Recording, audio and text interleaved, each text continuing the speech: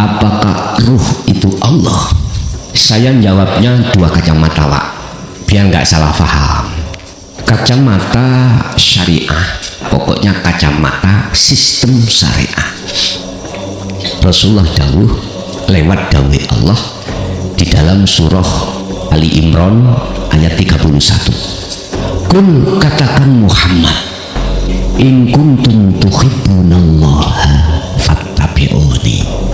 Wahai umatku, apabila kau betul-betul cintamu diterima oleh Allah, apabila ruhaniyahmu betul-betul tidak dibutakan oleh Allah, apabila ruhaniyahmu tidak menjadi budaknya hawa nafsu, atau boleh saya katakan, apabila cintamu ingin diterima oleh Allah, maka ikuti aku. Ini Muhammad Rasulullah. Mengikuti jenengan yang bagaimana ya Rasul? Jangan kau hanya jasadmu aja yang berlaku hukum syariat dariku, tetapi ruhaniyahmu harus mengikuti petunjuk hakikat supaya bisa makrifat. Sebab ruhaniyah itu manakala tidak berakhlak ilahiyah, tidak akan bisa sampai makrifat Allah. Hadis innama bu'ithu liutammima makarimal akhlak. Sesungguhnya aku tidak akan pernah diutus Allah ke bumi ini kecuali untuk menyempurnakan akhlak manusia, jasmani dan rohani. Akhlak jasmani syariat, akhlak rohani hakikat. Itulah akhlak istimaiyah, hablum minanas, akhlak ilahiyah, hablum minallah. Kalau kita bicara hablum minallah, berarti nggak ada manusia, tali langsung ruh terhadap Allah. Pertanyaan, apakah ruh itu Allah? Kacamata syariah. Berhubung hablum minanas, ya bukan. Sebab Allahu khalaqakum, termasuk jasmani yang diciptakan Allah, rohani yang menciptakan juga Allah. Nah, disinilah Pak ada ayat yang diperdebatkan tentang wanafahtu, kutiupkan ruhku. Nah ini berarti Allah duweni roh. Nah, satu sisi loh sih ya, sebentar satu sisi. Ini nafah itu ada yang mengartikan ay kholak tuh, aku ciptakan. Nah, ngeten, aku ciptakan. Berarti melihat kalau ruh itu dari sudut pandang diciptakan, berarti ruh itu makhluk. Contoh saya dengan bang meja ini, kalau kholak tuh ya nggak ada, kayu itu dari saya nggak ada. Apa yang berbentuk meja itu unsur-unsurnya seperti paku, seperti kayu, lem, terus pernis, apalagi pletur, nggak ada dalam diri saya. Berarti kholaktu. Tapi jangan salahkan yang memakai wanafahtu itu meniupkan. Yang Allah meniupkan terhadap ruh itu tadi ke jasad melalui ilmu. Coba saya sebelum membuat meja, kalau tidak punya ilmu nggak mungkin bisa berbentuk persegi panjang. Karena ilmu cipto-cipto di dalam diriku itulah angan-anganku, oh anu aja meja persegi panjang. Teorinya juga nggak sama dengan meja bundar, nggak sama. Dalam pengerjaannya pun juga nggak sama. Kalau persegi panjang berarti cara ukurnya saya bagaimana, menurut ahli tukang itu yang paham. Terus siku-sikunya bagaimana, olehnya menerapkan ahli tukang itu yang paham. Anggap saja saya ahli tukang gitu aja. Hasil apa sebagai cipta aku itu tidak akan pernah keluar dari ilmu. Sebab ilmu adalah sistem dalam diri saya yang sistem itu mengharapkan persegi panjang. Pak Graji persegi panjang, nggak mungkin Pak. Ilmu yang ada pada diri saya adalah memohon, mengharapkan irodah persegi panjang jadinya bundar, nggak mungkin. Jadi kedua-duanya pendapat itu menurut saya tak benarkan. Cuman kacamata yang tidak sama. Kacamata syariah tetap ruh itu adalah makhluk. Udah. Tapi jangan berhenti, kita teruskan ngajinya. Kita pingin keislaman kita sempurna, jangan berhenti di syariat. Mohon maaf, udkhulu fis-silmi kafah. Al-Baqarah 208. Allah memanggil siapa? Orang yang beriman. 208 Al-Baqarah.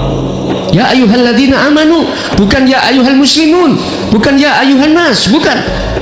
Tapi ya ayyuhalladzina amanu, padahal mohon maaf, ini turut tahapan-tahapan. Habis Islam, lalu iman, lalu mengapa sudah iman kok disuruh Islam lagi? Piye? Udkhulu dan mlebu sira kabeh. Masuklah kau sekalian, orang yang beriman fisilmi di dalam agama Islam kafah kali sampurna. Ini kalau boleh saya kasih saran, mohon maaf, iman kita itu masih iman selain Allah hakikatnya, bukan syariatnya. Contoh siapa sih ngaji itu? Mr. Bell, Klason kan melihat makhluknya, gak salah menurut kacamata syariat. Si ngaji masuk. Siapa yang ngomong anak itu anak Allah? Siti Jenar, karena melihat makhluk syariat. Benar sudah menurut kacamata syariat. Tapi tolong jangan berhenti di situ. Bisilmi kafah, naiklah ke hakikat. Hakikat itu mandangnya yang sesungguhnya. Siapa yang sesungguhnya yang berafal di dunia ini? Apakah daun itu yang bergoyang? Terus kita jawab Allah. Berhubung kita melihat makhluknya, masa sih God daun itu Allah? Bukan, syirik kau. Wah, ayo kita naikkan sedikit pemahaman hati kita. Andai kata lewat ayat innahu bikulli syai'in muhit, sesungguhnya kembali kepada Allah, sesungguhnya Allah bikulli syai'in iku muhitun, meliputi. Jikalau tidak ada Allah di situ, bisakah daun goyang sendiri? Jawabannya tidak. Dalilnya la haula wala quwata. Bisanya obat goyang karena illa bil. Sebetulnya ini luwes jauh balas untuk penyadaran tidak ada unsur pencipta. Ini kalau kita sadar, mana letaknya kita harus untuk imannya itu biar tidak imannya kita itu kesulitan tercampur dengan iman selain Allah, harus ke ihsan. Berarti ayatnya ketika panjenengan itu betul-betul menaikkan imanmu dengan bentuk Islammu itu sempurna, maka itulah yang dimaksud Rasulullah ihsan. Kalau sudah ihsan, ayatnya diteruskan di belakang. Ada kalimah di mana barangkali kita tidak mau menyempurnakan Islam kita. Kita diperingatkan, wala tattabi'u khutuwatis syaitan. Janganlah kau mengikuti ajak-ajakannya setan. Jangan kau mengikuti bisikan hawa nafsu. Ini Bapak Ibu, tidak bisa kita keluar dari bisikan hawa nafsu manakala Islam kita belum sempurna. Belum sempurna. Sudah dijelaskan seperti ini. Sebab ditegaskan ayat yang terakhir atau kalimat yang terakhir, innahu lakum aduwwun mubin. Sesungguhnya setan itu musuh yang nyata. Sesungguhnya nafsu itu musuh yang nyata. Nah, kesimpulannya ayat ini, siapapun yang sudah sempurna Islamnya, berarti jenengan ini sudah mencapai makrifat Allah, maka bisa meninggalkan ajak-ajak bisikan setan. Dengan begitu jenengan akan tahu mana yang harus aku ikuti, mana yang harus aku tinggalkan. Di situ. Nah, kalau kita sudah sampai ke ihsan, Rasulullah dawuh, ketika kau beraktivitas apapun, bahasanya itu nyembah, antakudallah, ketika Anda itu menyembah seakan-akan bisa melihat Allah, ta'anakah tarohu, seakan-akan kau bisa melihat Allah. Bahasa seakan-akan kau bisa melihat Allah itu lewat mana? Pertama muraqabah, diteruskan musyahadah. Muraqabah berarti tandanya kalau Allah itu sudah dekat. La ilaha illa anta, tidak ada Tuhan yang kau sembah, tidak ada Tuhan yang kau sembah kecuali panjenengan. Berarti anta itu sudah dekat. Berarti merasa Allah itu berarti ini duduknya di su'aul basiroh, duduknya dirasa, berarti di dzikir sirul asr. Manakala ini diteruskan terus, diasah terus, maka masuklah ke ainul basiroh, bahkan hakul basiroh, musyahadah. Hilanglah ingsun anak kita, hilanglah ingsun atau anak kita, fanalah, leburlah nama ruh tadi. Nama lo ya, nama ruh itu lebur. La ibsorun wa mubsorun wa basorun. Nama yang melihat ruh itu sudah tiada. Nama mata untuk melihat ainul basiroh juga hilang. Nama yang dilihat yaitu Allah sudah hilang. Nama apakah itu? Bahasa Quran menjawab laisa kamitslihi, dijawab iya. Sebab logikanya wong-wong iki apabila orang-orang termasuk kita nggak ada ruh, dia nggak bisa bicara, nggak bisa melihat, nggak bisa macam-macam. Cuman ada pembagian roh manakah itu yang dimaksud Allah? Ada pembahasan ruh, ada roh jasmani dan lain sebagainya. Saya kesuwen gitu tak lebur sudah di sisi, tak ahadkan jadi sisi. Pokok ini jenenge roh apapun hilang. Ya wis diem aku, ya diemnya itulah. Nah, atas pertanyaan jenengan, iya, karena keakuan roh sudah tiada, lenyap sudah. Mungkin disederhanakan biar jenengan iku paham, sejati-sejatine Allah itu di dalam Al-Quran disebut anak. Tidak ada Tuhan yang wajib jenengan kali kulo sembah kecuali anak. Tidak ada Tuhan yang wajib disembah illa ana, kecuali aku. Fa'budu, oleh karena iku Muhammad, ajaklah mereka untuk menyembah aku. Bahasanya kalau sudah ke aku berarti ikulah makrifat. Paham ya? Untuk syaratnya ke makrifat ada dua. Untuk syaratnya ke makrifat ada dua. Hal itu tertuang banyak sekali, sering ku sampaikan. Syaratnya untuk bisa bertemu Allah hanya ada dua. Gampang toh, mek loro ginding, hanya dua. Belum nanti dibuka di dalam surat Al-Kahfi ayat 110 ya, ayat yang terakhir itu. Di situ dikatakan wa man kana yarju liqa rabbih falyamal amalan shalih. Ruhanian jenengan ini kudu selalu berzikir.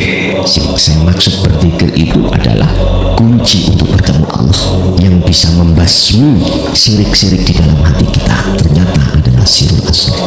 Kedua, wala yusyrik bi ibadati rabbi ahada.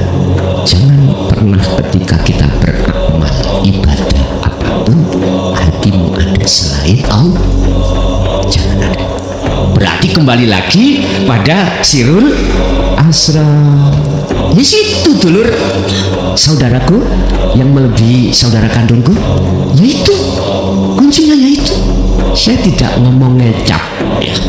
Bisa jenengan buktikan, bisa panjenengan buktikan ketika jenengan berlaku apapun. Contoh mudah sajalah, sholat mudah, sholat coba sirul asra fungsikan. Aku yakin sholatmu akan mencapai sholat wakumu lillahi qanitin ay khosyin. Ini kalau tidak bisa jangan pernah ngaji. Kalau nggak percaya terus terjadinya tidak seperti itu, ya udah jangan ngaji, itu aja.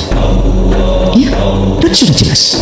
Al-Baqarah 238 Allah katakan hafidhu al-sholawat, tapi harus was-sholatil wusta, sholat daim.